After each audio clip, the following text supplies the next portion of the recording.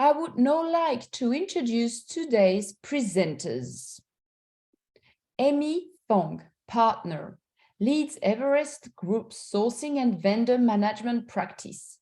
In this role, she advises enterprises on maximizing value from strategic provider relationships in global services categories.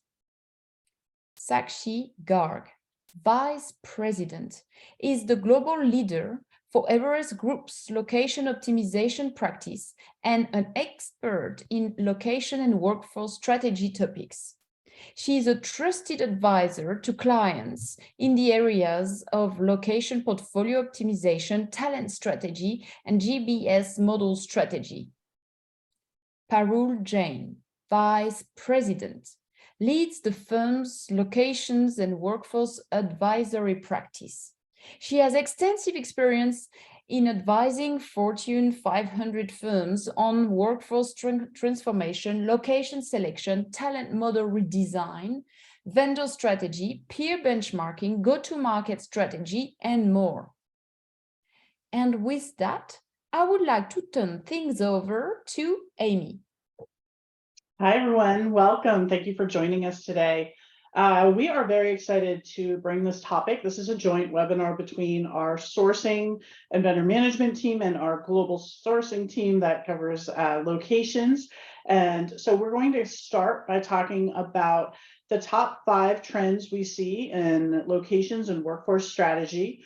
And then we'll talk about locations assessment and how you should think about that as a sourcing expert or sourcing professional looking at your outsourcing portfolio and what some of these offshoring considerations or nearshoring or onshoring considerations might be.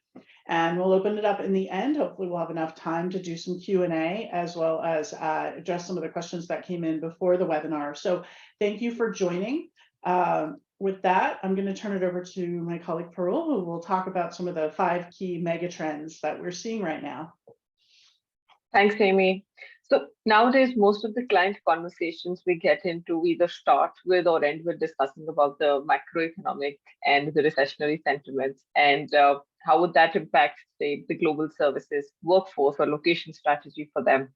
Now, reflecting on this and all the conversations we've had, we've laid down 5 key trends that are shaping up the market and should be on the radar for C-suite executives. So we'll start with talking about how we're hearing the global services industry will react. And with the talent wars continuing, what is going to be enterprise strategy pertaining to different locations around tier 1 cities, then moving to tier 2, 3 locations as well. Then we'll also take a portfolio view and talk about what kind of impacts are we witnessing on, say, the evolution of concentration guidelines and the cost arbitrage windows. Before we deep dive into the details, let's ask our listeners and open up the first poll that we have here. If each of you were to do a bit of crystal ball gazing, what do you think would be the outlook for 2023? We've got options around, hey, I believe we are going to enter a mega growth cycle. We expect moderate growth, similar level as 2022. We expect decreased growth considering the sentiments around the corner. We don't expect any changes, or you could be as as confused as me probably, and I'm saying I don't know what to expect, where to go. We'll just wait for another 40 seconds odd to get opinions on this.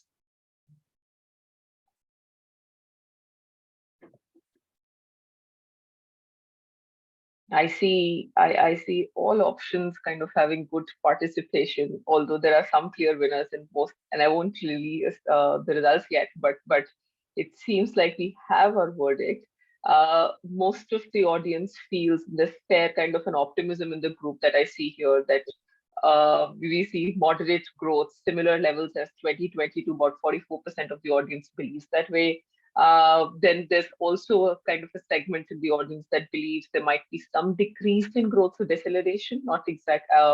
And then there is a small chunk which says, hey, I really don't know what to expect. Sakshi, what are your reactions on this? Yeah, I think very similar to how we are expecting the market to shape up. We expect some growth in the market, moderate growth. And there are some learnings from previous recessions, which we think will kind of apply here. So yeah, I think very in line with what we are thinking in terms of market growth. Perfect, great.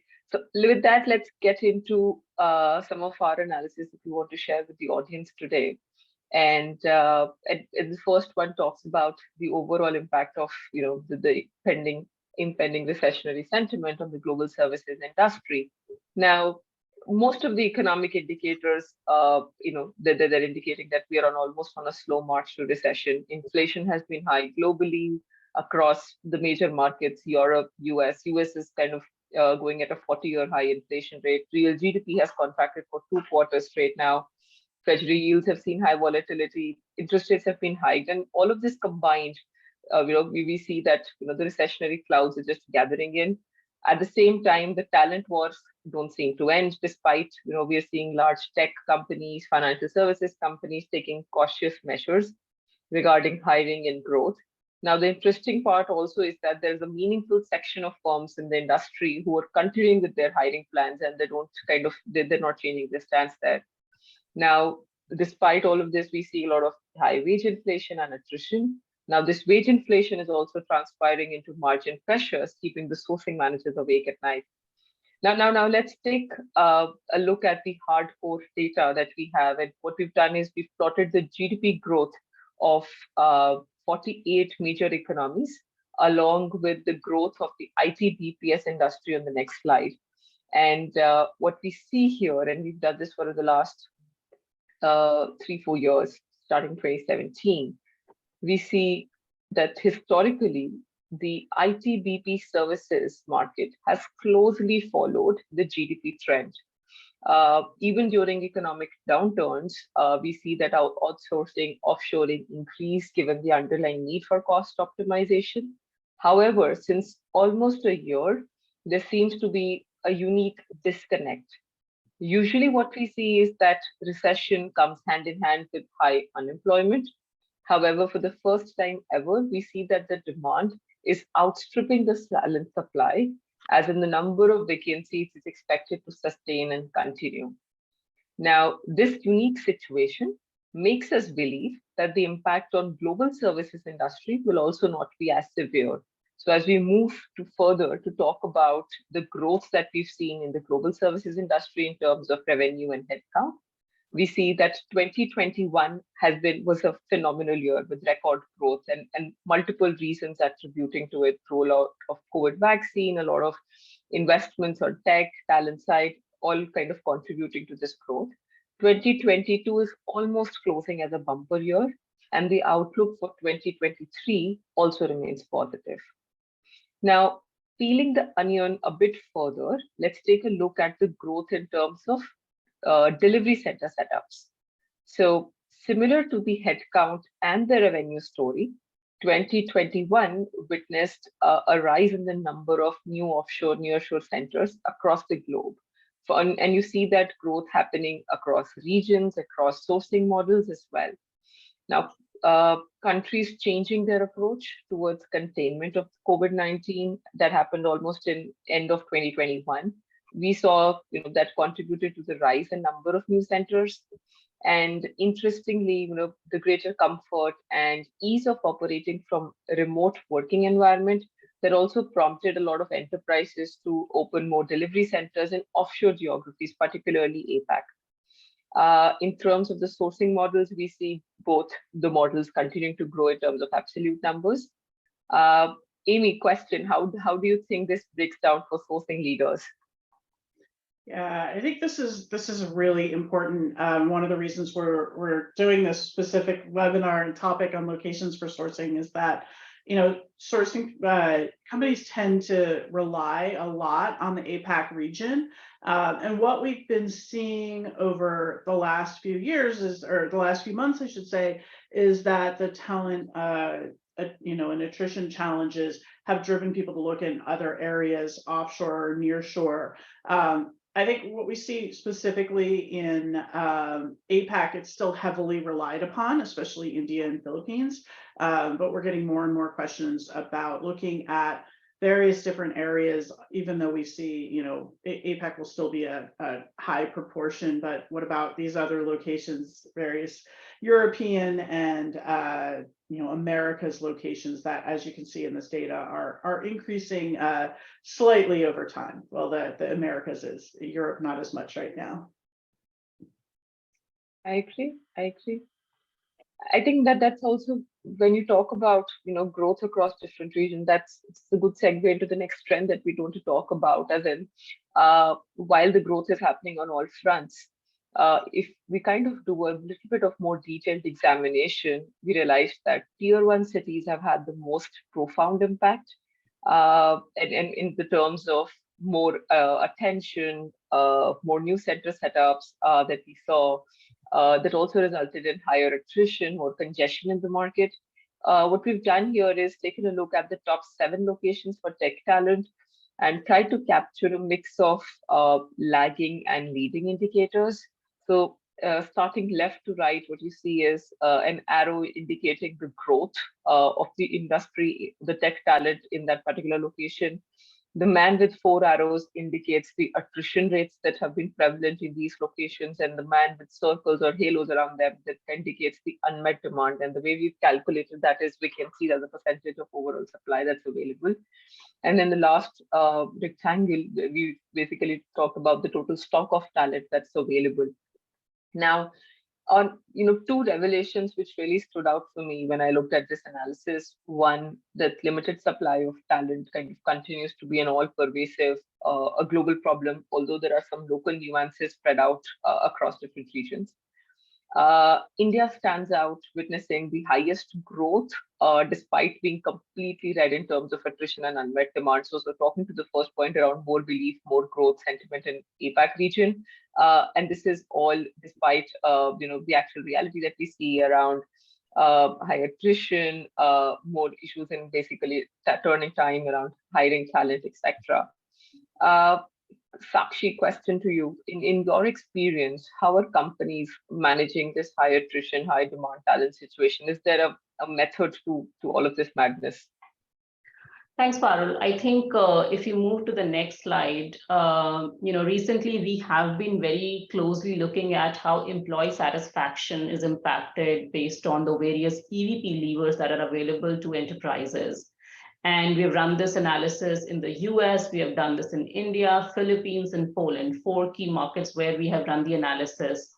And we call it the top employers in tech, top GBS employers, and so on. And what we have found is that among the various EVP dimensions, it is the purpose and culture, which is diversity and culture and purpose, senior management and career opportunities. These 3 EVP elements have the highest correlation with employee satisfaction. So yes, we're talking about attrition. Yes, we're talking about wage inflation. Yes, we're talking about markets heating up across most of the countries and most of the geographies. But some of the leading employers in many of these markets, the way they have been able to hire and retain employees, especially in the tech segment, is by being more focused on culture and being purpose-driven. So if you're already on the path to include latest technology stacks, in your portfolio, somebody just asked a question about mainframe. In the Q&A, yes, mainframe is difficult to hire. Yes, talent does not want to, extend their skills further in mainframe. They want to move to newer technologies. Along with that, focus on purpose and culture is going to be very, very important as you look to fight talent wars in different markets. And in fact, there's another question around if we see the same trend with other services, which is non-IT, could be business process services within that, analytics, contact center, F&A. We see, yes, we do the same trend there in terms of extensive leverage for tier 1 cities and the need to push for being purpose-driven across other services as well. So now let's talk about what we are seeing from a tier 2, tier 3 perspective, cities perspective, and I'm seeing questions already being asked around tier 1 and tier 2, 3 cities, how's talent and how talent and workforce strategies are evolving. So let's move to the next slide. And basically, what we're showing here is the fact that in the last few years, there has been significant activity across tier 2, tier 3 locations across most geographies. So it is not restricted to either Europe or Americas, which is where traditionally tier 2, tier 3 city activity used to be higher. But if you look at Asia Pacific, if you look at Middle East and Africa, we are seeing evidence of high activity in outside of tier 1 cities across most of the geographies. Now, natural question, what is driving this demand for talent in tier 2, tier 3 locations? I'll talk about some of the big factors. One, we discussed high attrition in tier 1 cities. Markets are heating up in most tier 1 locations.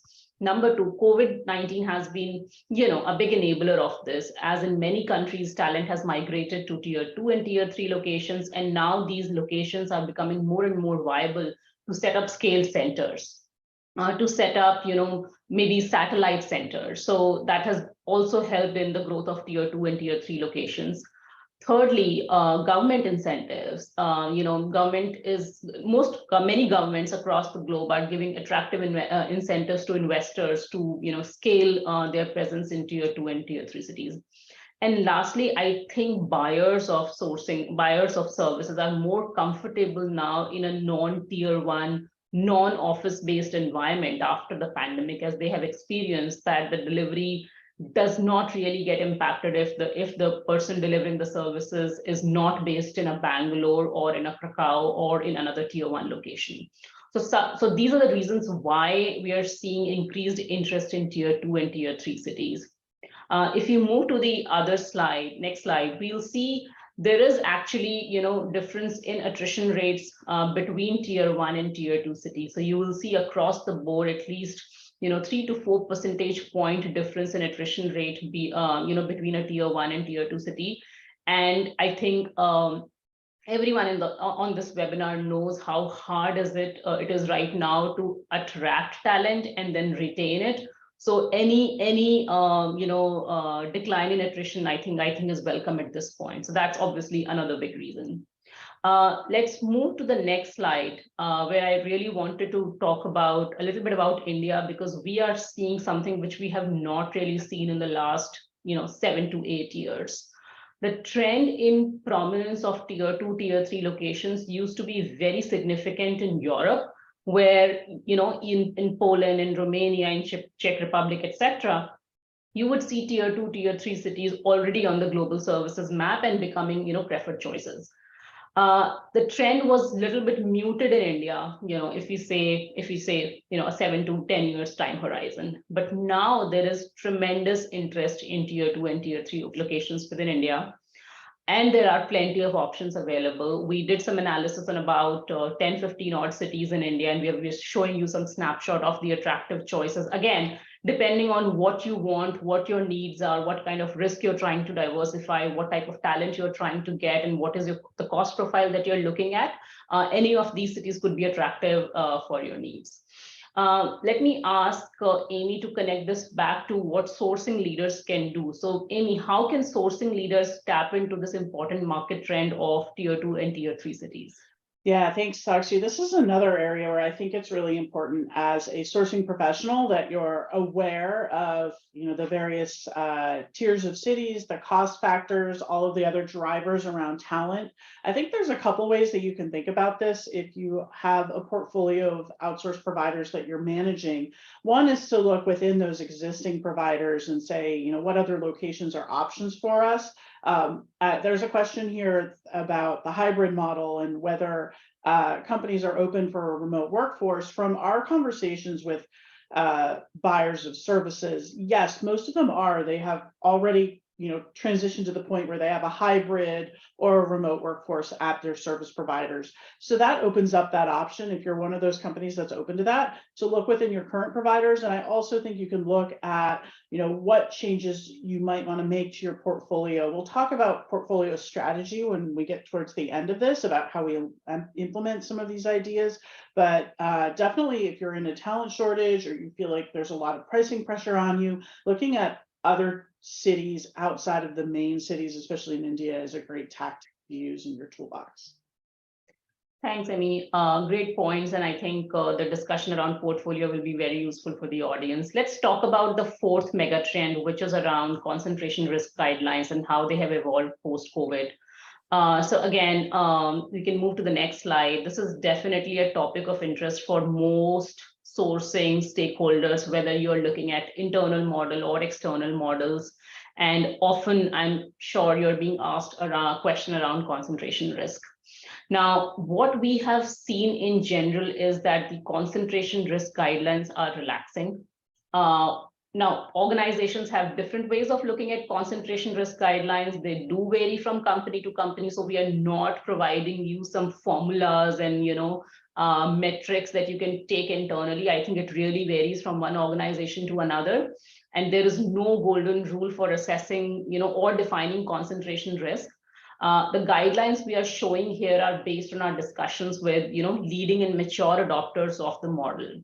And typically we see organizations measuring concentration risk at, 4 levels. Some may be measuring it at all 4, some may be measuring it at, 3, but typically these 4 are the most important levels. You look at concentration risk at a country level. So how much of my workforce is concentrated in a particular country? City level, same argument at a city level, at a function level. So how much of my F&A workforce is concentrated, in this particular city or this particular country, and then at a process level. So you may be looking at accounts payable, accounts receivable, accounting, etc. So these are the 4 different levels at which, concentration risk is being measured. Now, if you will compare the numbers on the left-hand side and the right-hand side, which are the pre-COVID and post-COVID numbers, we are seeing a general relaxation in location concentration risk guidelines. And really, the primary reason is the fact that, the comfort with the offshore nearshore model, and these concentration risk guidelines are from an offshore nearshore perspective, the comfort with the offshore nearshore model has slightly become better post the pandemic. So I think this is something that a lot of people ask us, what should be the concentration risk guidelines? Have they changed? Are they evolving? Yes, they are evolving. And yes, there is slight relaxation that is happening, or we have seen the relaxation, happening in these guidelines. Amy, what are your observations and recommendations on concentration risk as far as sourcing leaders, are concerned?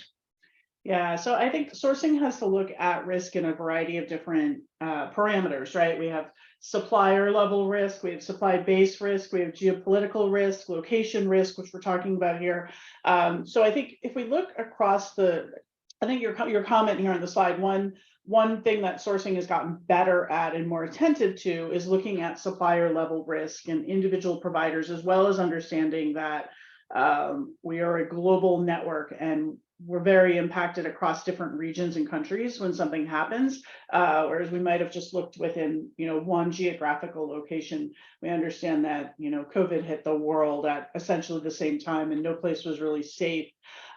So we need to continue monitoring those, but I think one thing we can do is make sure that we're looking and, balancing across locations as well as across providers. What I often see is monitoring the reputational risk and the financial risk and all of the various compliance requirements at the provider level from risk management teams, but not really looking at geographical or location-based impacts and thresholds like we have here.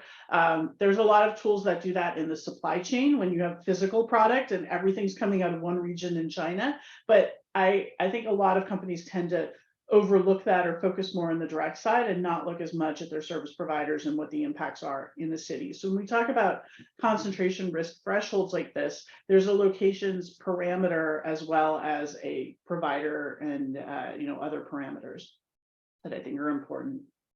Thanks, Amy. Great points. Let's move to the next trend, which is around, cost arbitrage sustainability. And across the work that we are doing with organizations, again, we are seeing a trend around reevaluating cost arbitrage sustainability across locations. So as you are taking outsourcing or insourcing decisions, as a sourcing leader, not just looking at the immediate cost arbitrage that you're going to get from a location, but how sustainable is that over the long term. So just to set the context, this is an example for India. The red line and the green line, they both indicate over the next 10 years, how cost profile, for India is likely to change. Let's say for application services, this is a cost view. This is not a pricing view. This is not the outsourced price view. And as you see, the red line indicates the impact with foreign exchange, factored, any appreciation, depreciation forecasted by economists in foreign exchange that has been factored. And the green line indicates impact without effects. The dotted gray line is what we call as the hurdle rate, which is, hey, there has to be, this much difference in the cost between US and India to make the model, or any other geography to make the model attractive. And then we have the blue line, which is the US line. And what you see here is, even in 10 years, the cost arbitrage will remain very, very strong. It is very, very sustainable. Yes, there is wage inflation, but there are other levers available to companies, which are pyramid optimization, which is, how you're able to bring fresh resources to replace, a more tenured resources, build that training engine, which the organizations have deployed for decades now, and they are able to maintain and manage the cost increase that is happening in their delivery operation. So the next point here is just to illustrate the concept. The cost arbitrage for India is likely to remain strong in the next 10 years. Let's move to the next slide and see how that applies to some of the other locations. Again, as you're reading this slide, read it in two parts.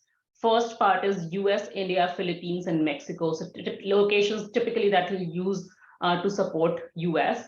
And then for UK, we have Poland and Romania, but you can pretty much include India as well here. What you're seeing here is, if you focus on columns 3 and 4, for India, the arbitrage, which is the numbers here, think of these as cost savings. So 87% cost saving over US. And if you factor in the impact of exchange rate fluctuation, it still stays at about the same 87%. If you exclude the impact of exchange rate, the cost savings slightly reduced to 83%. Net, if you look at India and Philippines compared to where we are in 2022, the arbitrage sustainability is either going to remain same or may become slightly worse, but nothing dramatic is happening. If you look at Mexico, under both scenarios, the arbitrage sustainability or the cost savings that you will expect in 2032 is likely to go down. So that's one big message here.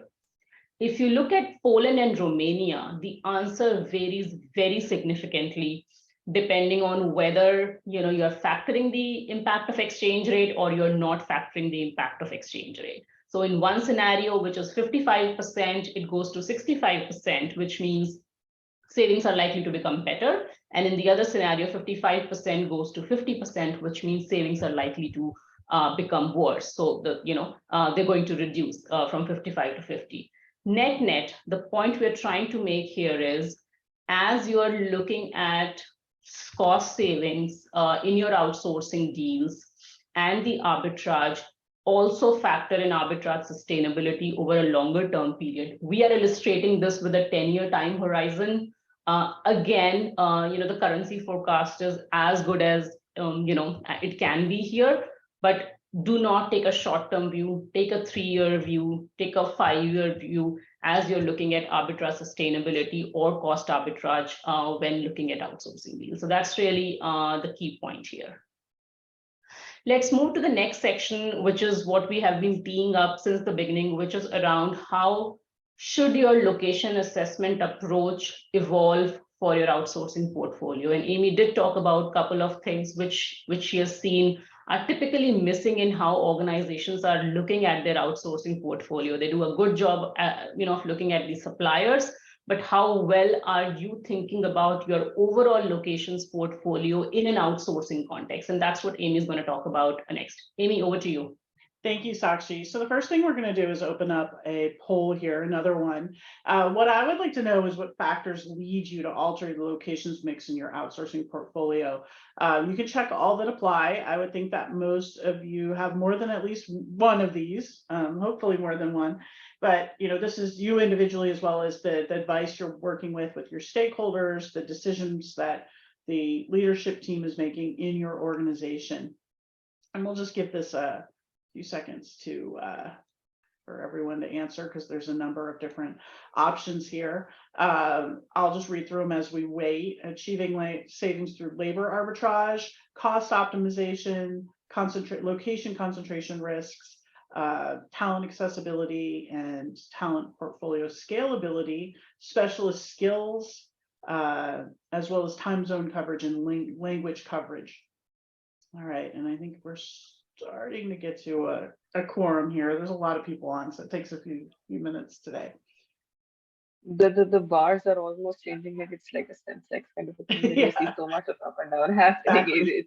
High numbers today. This is a popular topic, and I will say, as we're waiting, and we can close the poll here.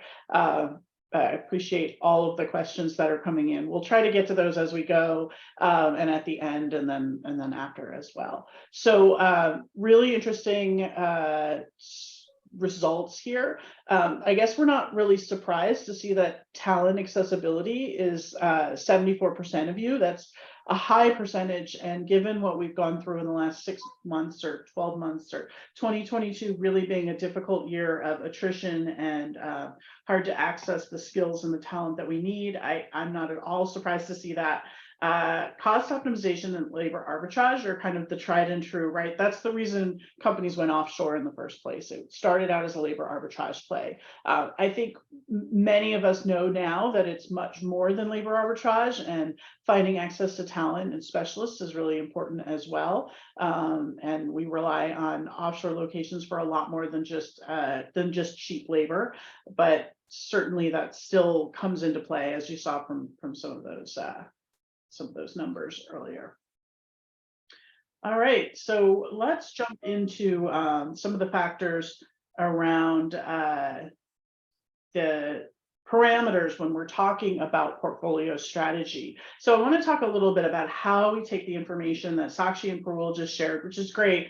Tons of data there on locations. We have a lot more. They can always help you if you want to understand implications of certain cities and countries. And we'll talk about how to access that in a minute. But when you're looking at your portfolio, how do you really use that information? Where there's kind of 3 parameters that we see most commonly, and this aligns perfectly with what we just talked about in the poll: cost optimization, talent sustainability, and risk management. And that the first two, that balance between low costs and sustainability of talent access has really come to a T in the last few months as people had to address price increases from service providers to lower attrition numbers and retain their talent. We also see that to make these parameters useful, you need to have visibility into your spend and into your portfolio, and that's not always a given for sourcing organizations. So that's kind of a foundational capability here. Also having an innovation culture to bring that new talent in, and also having good supplier relationship management. So this is not a one-time activity. When we talk about portfolio strategy and outsourcing, it's really an ongoing process as well, and part of the levers that you pull when you're managing your providers. On the right, there's really 3 different strategies for portfolio optimization. One is consolidation, and in the past, if you're a sourcing person who's been around for a while, it was all about vendor consolidation, and we always wanted fewer vendors. Most companies have gotten through that process. If you haven't yet, that's the first thing to look at. Across your spend, how many providers per spend category, per IT services, per business process services, consolidating down to this, a more rationalized portfolio is the first step. But from there, it's an ongoing effort to manage the balance. So we see people using redistribution, which often is just changing the, not changing the mix of providers, but rebalancing work across locations or across providers, and also diversification.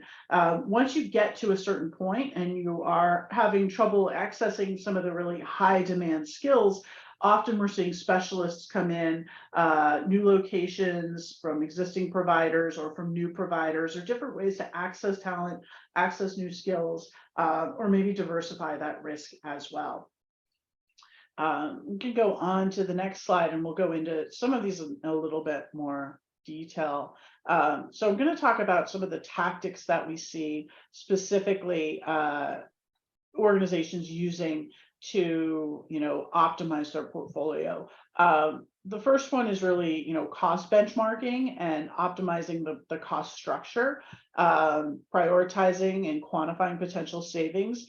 And it's really important as a sourcing team to have total cost of ownership or should cost models for every area that you're buying.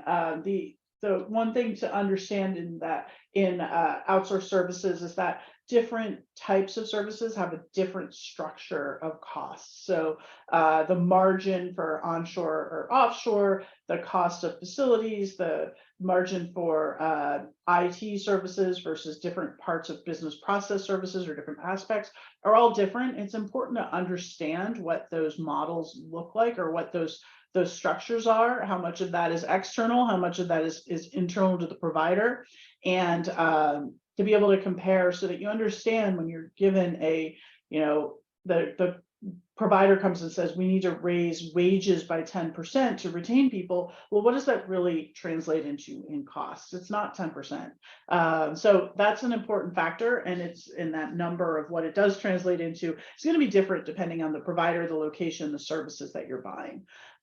So it's important to understand that, as well as optimizing your offshoring mix to drive savings through cost arbitrage.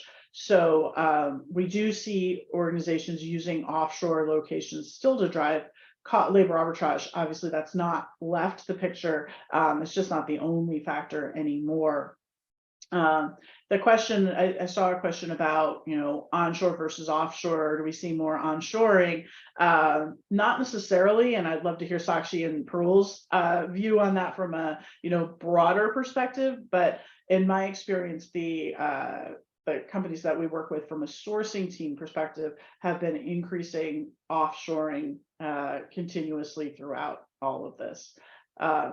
So let's look at a couple more, and there are some case examples on here. I'm not going to go through all the cases because you will receive the slides, but they are examples of what some organizations have done. The next piece is around looking at upcoming talent and skill needs. And it's really important to understand what are the skills that your stakeholders need. So if you're sourcing, IT services, for example, understanding the difference between different skill sets. They all have different demand patterns right now. Some may be, fairly commoditized and staying fairly flat. Others are in high demand. I'm not going to rattle off a bunch of different skills, but we do a lot of work around talent as well, and do have data on skills that are in higher demand and where the costs are or the prices are increasing. But understand beyond just the talent that you're buying, what this span of control should be, what different individual roles should be doing in your delivery pyramid, and also the attrition benchmarks for that individual provider. There's a pretty large range of attrition between, I'm not going to name provider names, but between the lowest and the highest provider, when we look at that, even on a quarter-to-quarter basis from public data. Also understand which emerging locations are going to have different attrition rates, as well as specific skill needs. So there are certain countries and locations that are going to have higher ability to fulfill certain skills, or maybe more others that may be more appropriate for, say, more commoditized skills versus the real emerging app dev type, digital skills. And then finally, one other thing to think about is business continuity and contingency planning.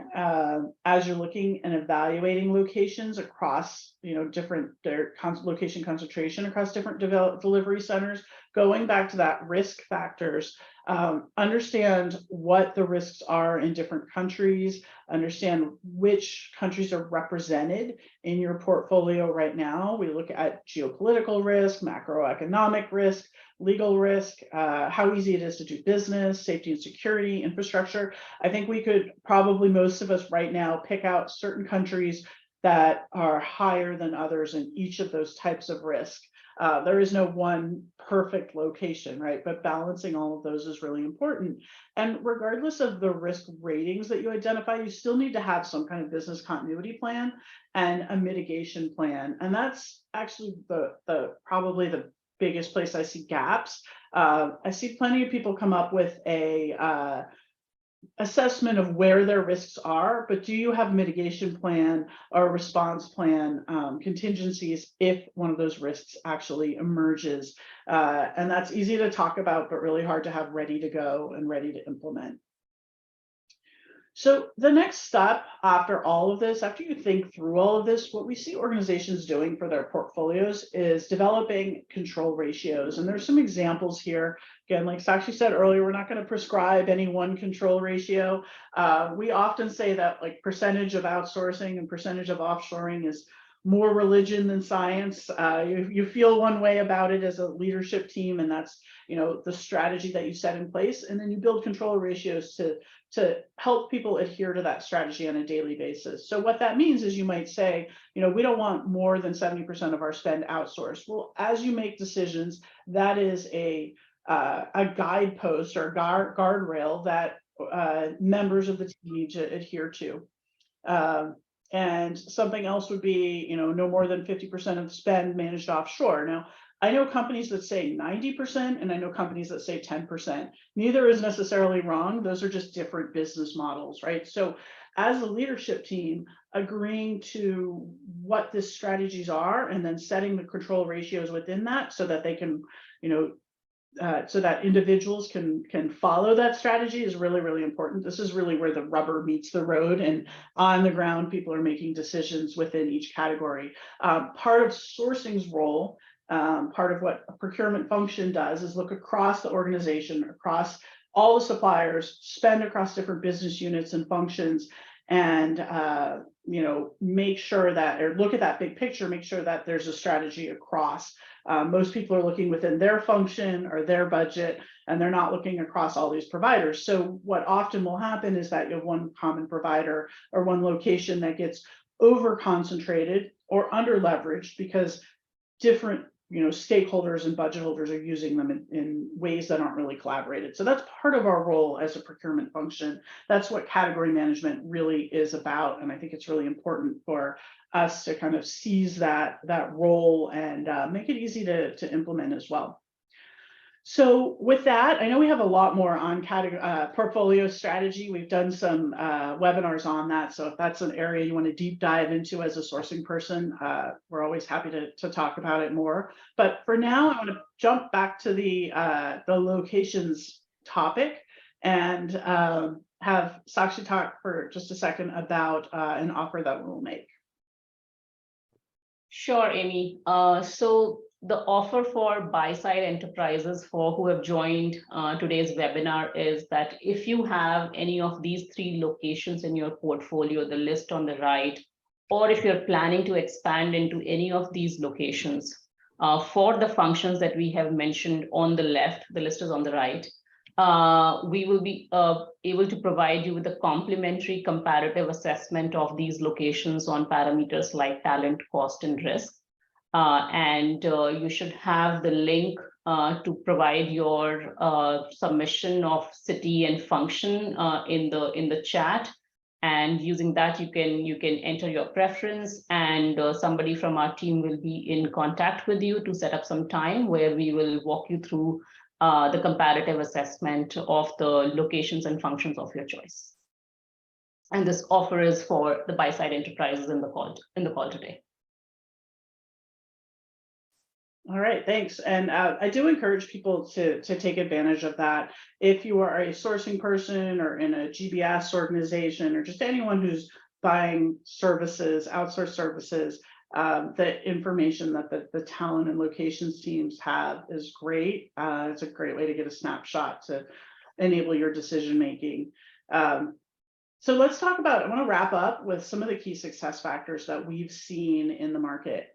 First one is strengthening the portfolio governance and internal engagement. This is really the last point I was making around having a governance process that control the management of suppliers, the choice of locations, really ensuring that you have a strategy as well as control ratios or other methods that day to day you can implement that and report on it and monitor it to look for opportunities and to also ensure that you're following what you said you would do.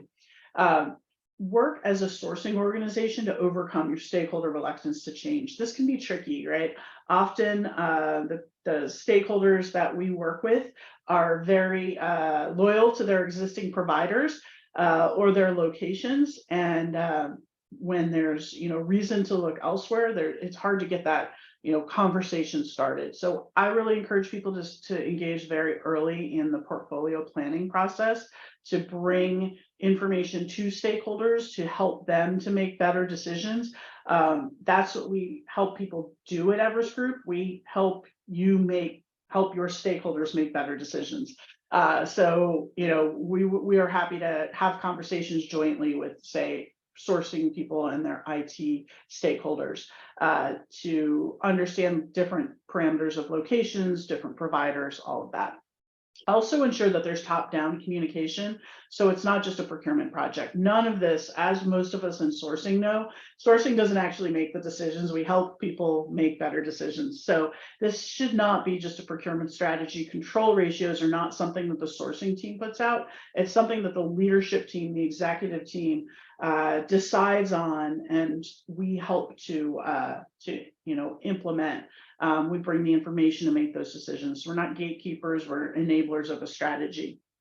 Also include that there's ensure that there's continuous improvement of portfolio plans. So this is not a one-time activities. We can define what the portfolio should look like, but it's something that we have to on an ongoing basis manage, report on, track, and have continuous improvement. Everything that we see in locations is a constantly changing, and service providers as well, constantly changing, living, breathing ecosystem. So you've got to stay on top of it and make sure that you're continuing to monitor that.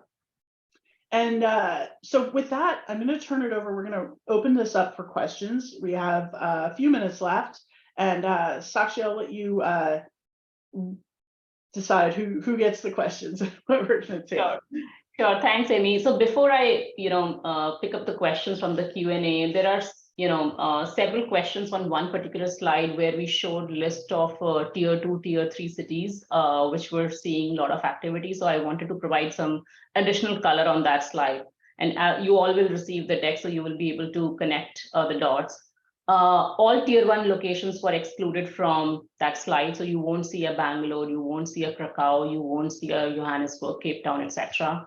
The definition of tier 1, tier 2, tier 3 is not based on economic and demographic activity. So we are not just using population and GDP and economic activity as indicators for classification. It is a very contextualized classification based on global services maturity. So if a location, has enough global services activity, a lot of center setups, number of professionals working in the location, and other ecosystem parameters, and closeness to an airport, etc. All those parameters combined help us determine whether a location is a tier 1 or a tier 2 or a tier 3 or 4. So I wanted to clarify that.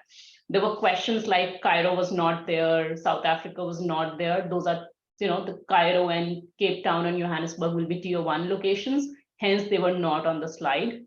We only included tier 2 and tier 3, 4 locations which saw activity in the last 2 years, and also highlighted cities where the activity was significantly higher with a star. So that's really the context behind the slide.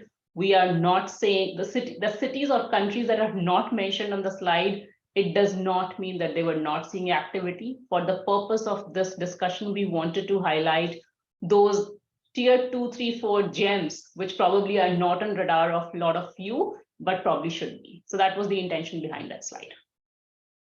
Now we'll take up some of the questions that have come up. So Parul, I think you will be best positioned to answer this question. The question is, last year there was a push to consider Africa as a low-cost location to offshore. Is that still in play? And there's another question on Africa, which is Africa a potential for BPOs in the future? So thanks for the question. But I think first of all, we need to kind of address this, and we've said this enough, but Africa as a continent is not just one location. It's like multiple locations all packed into the whole continent. So you've got an Egypt, which is great for BPO services, also writing in IT services. You've got South Africa, there's its own core competencies. We're seeing a traction on Kenya, Nigeria, Rwanda. So there are different locations offering different potentials. But yes, we considering the overall push towards, hey, we want to look at more, time zone proximity. We want to look at, new talent pools which are relatively untapped. There seems to be more traction, continued traction on the Africa front, especially if you kind of throw in some of the longevity or sustainability parameters around population, pyramids, etc., compared to some of the geographies like US and Europe. Where the pyramids don't look like pyramids anymore, but we can say that safely for some of the African locations. So yes, there continues to be a lot of traction there, more increased inquiries on that region. Thanks, Parul. I'll take up the next question. Two questions here. What is the change of Latin America participation in global delivery in the last 5 years and why? And then there's a kind of related question, Mexico versus India as a location to serve North America business. So I'll talk about LATAM first and then Mexico. So if the question was asked, 3.5 years ago, the response would have been, hey, it is a location of interest, but not a lot of activity. So that would have been the response. But a lot of things have changed in the last 2-3 years, which have not only increased interest, but also enhanced activity in the Latin America region. In one of the slides which Parul was presenting, you must have noticed Americas, the share increasing from 14% to 16%. At the same time, the number of setups also increased. So that's obviously one indicator, which is how many new centers are being set up in the geography. In the last few years, the maximum push that we have seen is on the outsourcing front rather than on the in-source model, where companies are looking to diversify beyond Philippines for contact center, beyond India for, let's say, IT services. Please note, I am saying diversify beyond, which does not mean a replacement. They will still continue to have India and Philippines, which tend to be the hubs for IT and contact center services respectively, but add another spoke for either same time zone advantage, for language advantage, for specific skills that you may be looking for within the IT services space. With agile delivery increasing, of course, the value proposition of Mexico is improving, is enhancing. Mexico versus India, I think these are two very different choices. I don't think you can, in an ideal scenario, you should not be looking at them in the same space, right? Significantly higher cost in Mexico, a lot of same time zone advantage, ease of travel advantage, but scale of setup is likely going to be small. Most companies have gone via the outsourcing route, whereas in India, it's both models that are pervasive. In India, you are more likely to be successful in a multi-function center with IT, BPO, engineering, infrastructure kind of functions into one center, whereas in Mexico, it's predominantly IT, which is gaining more traction. I'm not saying BPO is not happening, but IT is gaining more traction. Another location in Latin America where we are seeing a lot of interest right now is Colombia. From a contact center delivery perspective, has seen significant growth in the industry, but primarily for contact center, not for other types of functions. reducing interest in Argentina due to all the macroeconomic, geopolitical, issues in the location. Several of our clients are contemplating pulling out of the location. We are not saying companies have already pulled out, but we are privy to certain discussions which tell that there is reduced interest in the location. So those will be some of the key highlights as far as Latin America is concerned. I hope that was useful. We'll move to the next question. Amy, maybe you can take this up. And probably you said you answered this already, but maybe it will be helpful to just summarize. What are the top 3 industry best practices as it relates to vendor management?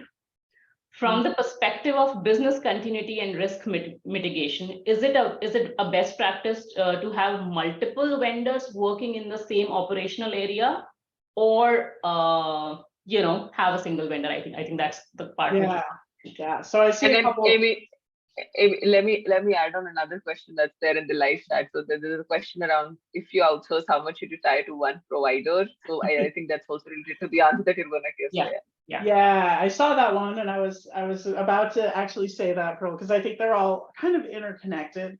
I'm not going to give a numeric answer to that. It's not you should have 50% at 2 different each 2 different providers. There's a lot of different perspectives and variations on that. There is the champion challenger model, where you have kind of one leader and then another one that's close enough that they can maybe 60-40, that the second could take them over. There's the equal split. There's the one primary and one backup. There's certain areas and processes where you may just want to have one provider. Some business process services where it doesn't make sense to have multiple providers handling the same process, but you could split providers by different processes, knowing that they have the capability to take over should something happen to one provider. And then there's other areas, there's other activities where you may want 3 or 4 providers, certain areas of IT where you need specific digital talent, where a combination of large providers and specialists might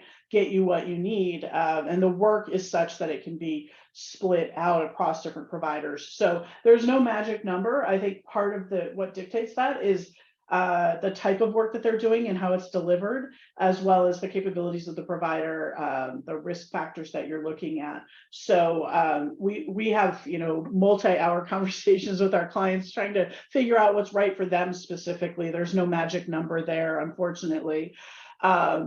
In terms of best practices, in terms of risk, I think I will say it quickly. It's risk monitoring before an assessment, before you bring a provider on board, ongoing risk assessments regularly, as well as trigger-induced assessments, and then continued cybersecurity and risk coverage and mitigation after you offboard any supplier. So often the after and the during aren't as thorough as they should be. And again, I mentioned this earlier, but risk mitigation plans, not just monitoring. Those are probably the biggest key activities that add value and that are often missing. Great, thanks, Amy. I think we are at the top of the hour, so we will wrap up this webinar. And all of you will get the deck and the recording to the webinar. There are certain related research materials that we have highlighted and other webinars that we may have conducted on similar topics or for similar stakeholders. So do check them out. And you will also have our contact details if you have any specific questions. So please feel free to reach out to us. Thank you. Thanks, everyone.